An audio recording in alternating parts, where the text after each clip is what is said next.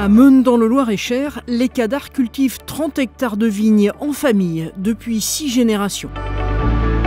En 2018 et 2019, leur vignoble a subi des gelées de printemps, des pics de chaleur et la sécheresse de l'été. Dans la vigne, on va se retrouver avec des raisins qui vont manquer d'eau, donc du coup on va avoir des petits rendements, des raisins qui vont griller directement sur les pieds, des feuilles qui vont griller. Pour limiter les dégâts, les premières tours antigel ont été installées sur le domaine dès 2015. On a installé des tours antigel qui nous permettent de lutter contre les gelées printanières.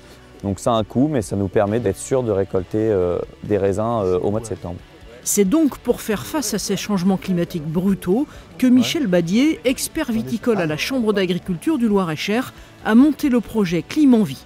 L'objectif de Climenvie, c'est de proposer aux viticulteurs un certain nombre d'hypothèses pour leur permettre de s'adapter ou d'adapter leur vignoble à ces évolutions du changement climatique de demain.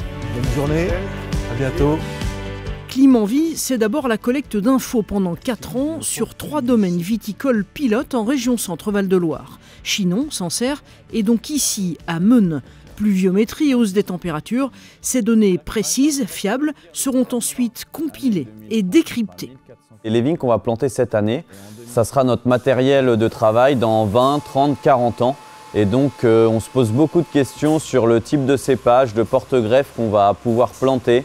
Et le but de l'opération, c'est vraiment de diffuser l'ensemble des conclusions et des livrables qu'on a produits dans le cadre de Climenvie au maximum de viticulteurs, de façon que tous intègrent cette dimension pour la gestion de leur entreprise. Climenvie s'achèvera en mars 2022 et va coûter près de 195 000 €, financé à plus de 80% par les fonds européens FEADER, à 20% par la région Centre-Val de Loire. Au domaine de Quincey, le chai a déjà été isolé, le site de stockage des bouteilles climatisé et certaines cuves sont thermorégulées.